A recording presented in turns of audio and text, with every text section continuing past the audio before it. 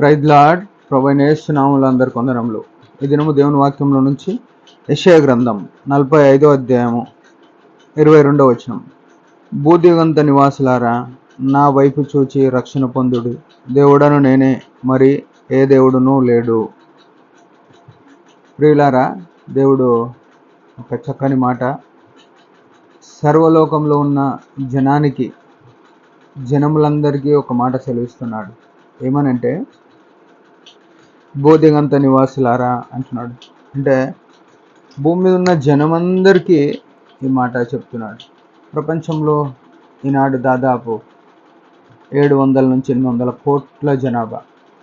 ఆ జనాభా అంతటికీ సార్వత్రికమైన పిలుపు, ఆయన ప్రేమను చూపించి మాట్లాడుతున్నమాట. ఏమనంటే, భూదిగంత నివాసులారా అంటే ఈ మాట ఏం చూపిస్తుంది అని మనం ఆలోచన చేయగలిగితే, ఈ మాట ఏం చేస్తుందంటే, భూమి మీద ఉన్న ప్రతి మనిషి కూడా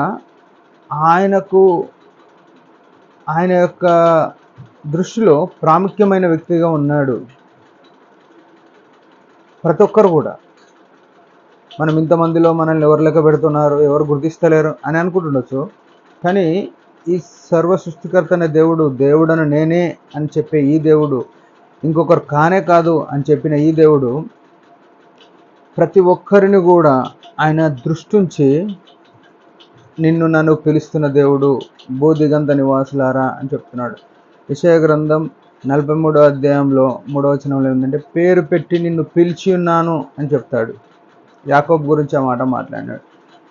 ఈ ఉదయకాల సమయంలో నిన్ను కూడా పేరు పెట్టి పిలిచే దేవుడు ఉన్నాడు అనే విషయం ఎరగాలి. నేను మనల్ని పట్టించుకునే దేవుడు. మనం చాలాసారి ఏమనుకుంటామంటే, మన పరిస్థితులు వచ్చినప్పుడు నన్ను ఎవరు పట్టించుకోవట్లేదు, నాకున్న అక్కర్లో ఎవరు సహాయపడతలేరు, నా కష్టం చెప్పుకుందామంటే ఎవరు లేరు అని అనుకుంటున్నామేమో చాలాసార్లు. అయితే ఈ దేవుడు ఏమంటున్నాడు? నా వైపు చూడు అంటున్నాడు. ఎంత విచిత్రం కదా! భూదిగంత నివాసులారా, నా వైపు చూడు అంటున్నాడు. ఎప్పుడైతే ఆయన వైపు చూస్తామో మన జీవితంలో నెమ్మది, సమాధానం, భద్రత వస్తుంది. ఈ ప్రపంచంలో ఎవ్వరు ఇవ్వని నెమ్మది ఆయన ఇస్తాడు. కొన్ని కోట్లు పెట్టినా నెమ్మది లేని వాళ్ళు చాలామంది ఉన్నారు. అయితే ఈయన ఏమంటున్నాడు? రక్షణ ఇస్తానన్నాడు. ఎందుకు రక్షణ అని మాట్లాడినాడు? భూదిగంత నివాసులారా, నా వైపు చూసి రక్షణ పొందుడి అని మాట్లాడినాడు. రక్షణ ఎందుకంటే, ఒకవేళ యేసు ప్రభు లేకుంటే పాతాళమునికి పోయే ప్రమాదం ఉంది. కాబట్టి ఆయన మొట్టమొదట ప్రతి ఒక్క మనిషిని కూడా, యేసు ప్రభును ఎంతోమంది వెంబడించినారు, ఎంతోమంది రోగగ్రస్తులు వెంబడించినారు. యేసు ప్రభు ఏమన్నాడంటే, ప్రతి వారితో నీ పాపములు క్షమించబడి ఉన్నవి, నీ ఇంటికి రక్షణ వచ్చి ఉంది, ఇట్లనే మాట్లాడినాడు. నీ స్వస్థత గురించి ఏం మాట్లాడాడు? ఎవరైనా స్వస్థపడితే నీ విశ్వాసం నేను స్వస్థపరిచాను. నిన్ను ఎవడైతే విశ్వసిస్తాడో వాడు రక్షణలోనికి వస్తాడు అనే విషయం ప్రభు తెలుసుకొని, నీ విశ్వాసం నుండి స్వస్థపరిచాను, నీ పాపములు క్షమించబడి ఉన్నాయి, నీకు రక్షణ వచ్చి ఉందని యేసుప్రభు సెలవిస్తూ వచ్చినాడు. ఎందుకు చెప్పినాడు ఆ మాటలు అంటే, ఎప్పుడైతే నువ్వు యేసు ప్రభును కలుసుకుంటావో అప్పుడే నీకు రక్షణ వచ్చినట్టు, అప్పుడే నీకు విశ్వాసం వచ్చినట్టు, అప్పుడే నువ్వు స్వస్థత పొందినట్టు.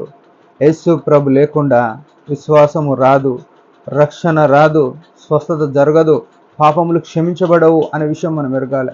అందుకే ఈ దేవుడు సెలవిస్తున్న మాట ఏంటంటే, నా వైపు చూచి అంటున్నాడు.